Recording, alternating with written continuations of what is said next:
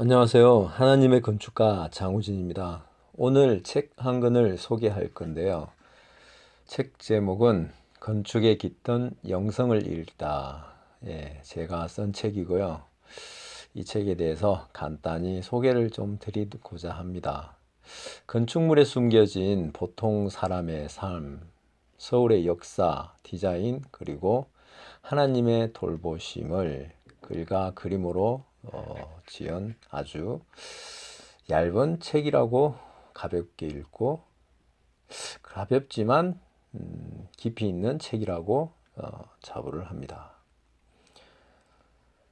역사와 문화가 첩첩이 깃든 서울은 수많은 사람들이 시간을 달리하며 혼재된 도시예요. 그 속에서 소시민이 겪은 삶의 이야기를 따라 서울 속 건축이라는 깊은 우물을 길러내고자 했어요. 건축물을 조심스레 그리다 보면 어느덧 공간의 울림이 다가옵니다.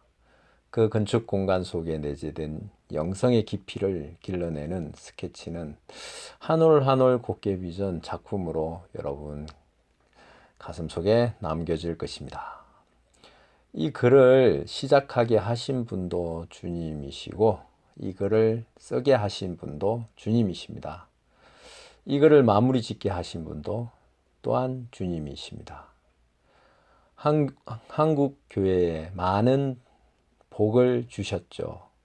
부흥하게 하신 주님입니다. 포만감이 가득한 영적 교만과 나태함으로 여기저기서 들려오는 신음소리를 들으면서 하나님이 참 가슴이 아팠을 것 같습니다. 그런데 우리 하나님은 포기하지 않으셨어요. 우리 한국교회를 끝까지 지켜주시고 사랑해 주시니까요. 단 우리가 그 첫 마음, 첫 믿음은 버리지 말아야 될 것입니다. 세상이 계속 변화가고 있습니다. 이런 상황 속에서도 믿음을 지킨다는 것은 어떻게 보면 참으로 어려운 일일지도 모르겠습니다. 이 점 다시 말씀으로 돌아가 하나님을 향한 첫 마음과 사랑을 회복해야 할 것입니다. 하나님께 복만 구하는 삶이 아니라 말씀에 청종하는 기쁨을 구하는 삶을 살아야 합니다. 또한 말씀을 범하면 이 아름다운 기업가 땅에서 멸한 하나님을 기억해야 합니다. 수많은 역사에서 성경의 곳곳에서 이러한 사실들이 발견되지만 저 얘기는 내 얘기가 아니다. 옛사람의 이야기고 다른 사람의 얘기라고 하고 우리는 종종 착각이나 무시하면서 살아가고 있는 게 현실입니다. 저 또한 그렇고요. 이러한 두려운 경고도 함께 하나님을 함께 하면 알아야 되고 지각해야 됩니다. 천지의 창조주이신 하나님이 지으신 그분의 놀라운 작품인 우리가 땅 위에 건축물을 디자인하고 만들며 세우고 있습니다. 하나님은 놀라운 설계로 아름다움을 창조하신 최고의 건축가입니다. 묵상하며 최고의 건축가이신 주님과 동행하는 작은 영성으로 24개의 작품을 선별하며 둘러보았습니다. 그곳에서 삶의 향기와 이 땅을 향한 주님의 인내와 꾸준한 돌보심을 묵상해 보았어요. 늦은 밤까지 잦은 야근으로 하는 것이 제 직업입니다. 저는 건축가이고요. 퇴근 후 서재에서 책을 써내려 간 사이 홀로 기다리다 지쳐 잠이 든 아내에게 가정일을 많이 도와주지 못해서 미안함이 참으로 앞섭니다. 육아에 이 직장일에 가사로 힘든 와중에도 배려와 사랑으로 미소 지어주고 따뜻하게 저를 감싸주고 사랑스러운 아내에게 감사하며 이 책을 아내에게 바칩니다. 예수님을 잘 믿는다는 것이 무엇인지를 식사를 나누며 생각하게 해주신 서울 아버지, 우리 큰사이라고 부르시면서 큰 웃음으로 밤갑게 맞아주시고 안아주신 갈 때마다 정성스레 큰 한상 차려주신 우리 어머니께도 감사와 사랑을 전합니다. 이 책을 쓰시고 오래죠. 건강치 못한 몸으로 평생을 약으로 사신 우리 사랑하는 아빠 지금은 천국에 계시겠죠. 그리고 건강치 못한 몸으로 아버지께 제대로 해드리지 못한 것이 못내 가슴에 남아 버려네요. 여러분들도 살아계실 때 부모님한테 온갖 효도와 웃음과 행복을 많이 드리시기를 바랍니다. 그리고 종갓집에 시집와 온갖 고생하신 어머니, 시골에서 바쁜 농사일로 고생하시면서도 언제나 자식 걱정인 부모님께 못난 자식은 지면을 빌어 사랑합니다라고 한마디를 남깁니다. 아버지는 돌아가셨습니다. 살아계실 때 더욱더 사랑한다고 많이 잘해드리지 못한 것이 못내 가슴에 남습니다. 사랑하는 아버지를 위해 또 책 한 권을 준비하려고 합니다. 그리고 우리 할머니 지금은 천국에 계시지만 한시도 쉬지 않고 일하시던 할머니, 손자의 이름을 부르시면서 덩실덩실 춤추시며 맞이해 주신 할머니,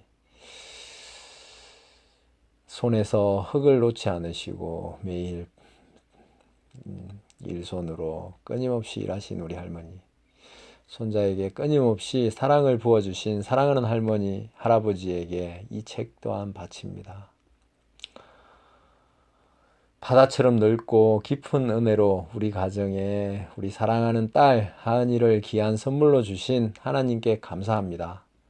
마지막으로 부족한 저희 첫 소사물인 이 책을 손수 지도해 주신 하나님께 모든 영광과 감사를 드리며 이 책을 드립니다.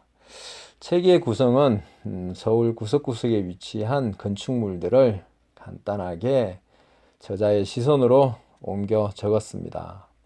더북 컴퍼니 사옥부터 해서 어반하이브, 강남 GL홈스 등 여러 가지 건축물이 글과 함께 그림으로 소개되어 있습니다. 그림을 색칠을 한다든지 색칠을 하면서 소장하면은 책의 가치는 더욱더 빛날 것입니다. 저는 책을 두 권 사서 하나는 원본 그대로 간직하고 한 권은 자기 마음대로 컬러링을 해서 내가 생각하는 건물의 가치를 새로 한번 새깁혀 보는 것도 추천을 드립니다. 책 내용에 간단하게 조금 소개를 드리겠습니다. 건축가의 눈으로 본 서울은 참으로 독특한 곳입니다. 건축가의 시각으로 건축물을 읽으며 건축물의 그림에 컬러링하고 묵상하는 건축물을 심도 있게 맛보는 책이라고 소개를 드리겠습니다. 곳곳에서는 건물의 일반적인 사항과 하나님이 또한 주신 영성을 건물에 녹여내서 글로 표현하고 있습니다.